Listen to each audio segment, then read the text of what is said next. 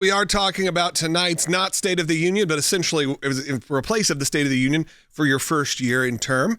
And that'll be tonight, the joint sessions hearing, or not hearing, that's the wrong word, joint sessions speech, which President Trump is calling the renewal of the American dream speech. It'll be interesting to watch. There are plans for disruptions, plans for a little bit of chaos in the Capitol tonight. Right. There are some Democrats that are saying they won't show up at all, but then there's other groups within the Democrat Party that are looking at multiple ways to make a disruption. Some are planning walkouts at specific times, kind of forecasting the topics that he may hit, that they will just get up and walk out of the chamber.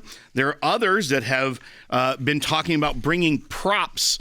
Some would just be messages, signs like Rashida Tlaib had when Bibi Netanyahu spoke before the joint session of Congress. But then there are other things like empty egg cartons or even things like noisemakers, kazoos, hand clappers, and other things to cause disruption while the president is speaking before this joint session of Congress. Yeah, red cards like a soccer game, right? Where they're going to say, you two yellows, you get a red, then you get thrown out of the game. Which some people may say is anti-American in and of just itself. Just soccer? Trying to do a soccer reference in a joint session of Congress. I know some people on the control room side may agree with that statement. I love soccer, but I don't think that it's a good idea. It just comes off kind of lame. There's always the jokes that like Democrats can't meme, and I feel like that's sort of that. Like the trolling is really below average. They think it's very clever to do a red card, like they're the referee. But yet, how San Francisco? I mean, that's what it feels like. It just feels like old Pelosi. It feels like old San Francisco being like, we're going to show get a red card, or even the egg cartons, or even just sort of the silliness that goes on within this whole moment. And of course, we don't know what President Trump's speech will be.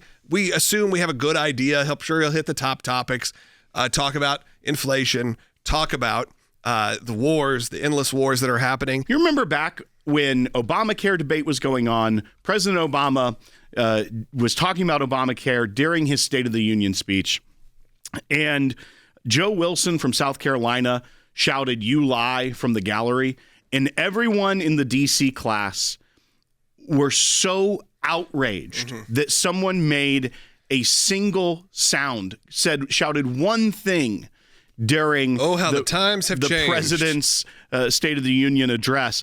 Now they're openly talking about, almost with glee, about the red cards, the cartons. Some are saying that they could be planning to be holding up pocket-sized constitutions because they think President Trump is shredding the Constitution. Never mind what President Biden did over the last 4 years. Well, speaking of shredding, remember that just a few years ago when President Trump made his State of the Union speech, after he gave all of these great tributes to incredible Americans and people, Nancy Pelosi shredded it behind him. Right. Making these big statements. Now, look, I'm not necessarily opposed to this from a personal point of view.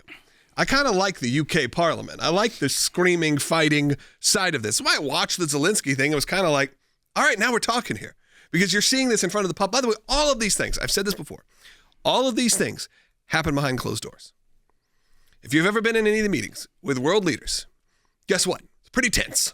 Guess what? There's a lot of screaming going on. I hate to break it to you. It's not all, tea time. It is pretty hardcore. You just happen to see it in front of the cameras. And this is something that other countries have seen in front of the cameras for decades. They've seen a bit of the showmanship. They've seen a bit of the pomp and circumstance. And I like that. I like a little bit of it. Now, do I want us to be in chaos at all times?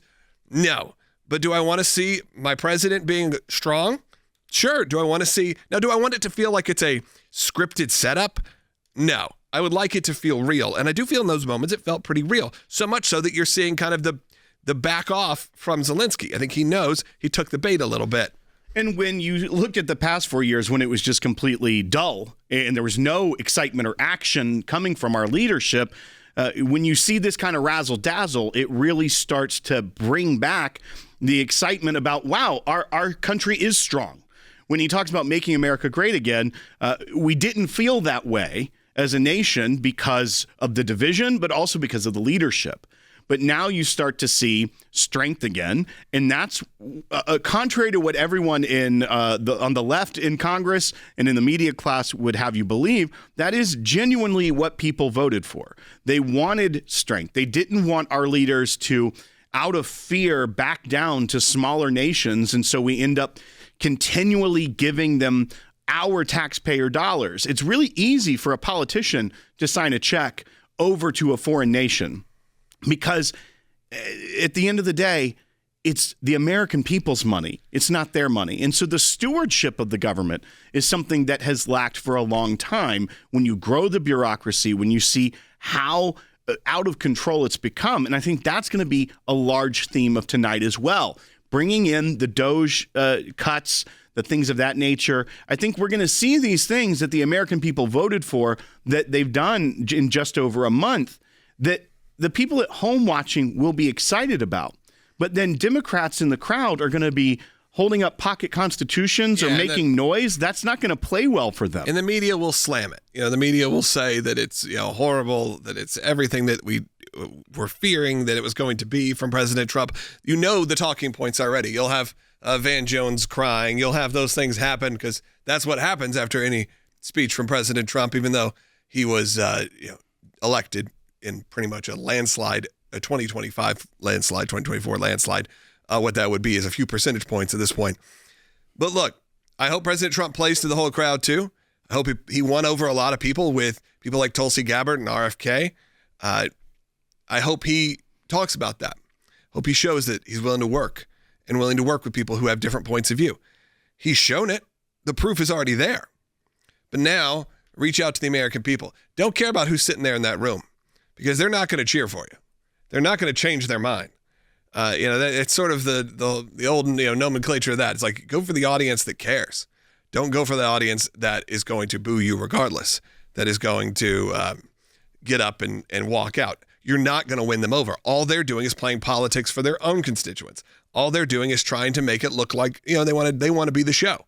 They want to be the ones who make the noise. They want to be the ones that show up on television. Again, I would put Zelensky in the very similar situation where I've said this, and I know people like it or don't like it. I don't care what you think about his politics. I don't care what you think about the war. I mean, I do care, but it doesn't matter. The guy sells a Ukrainian first agenda pretty darn well. He's able to go to the White House, make a stink 3 years into it, get all of Hollywood back on his side, get everyone talking about Ukraine when everyone pretty much had forgotten.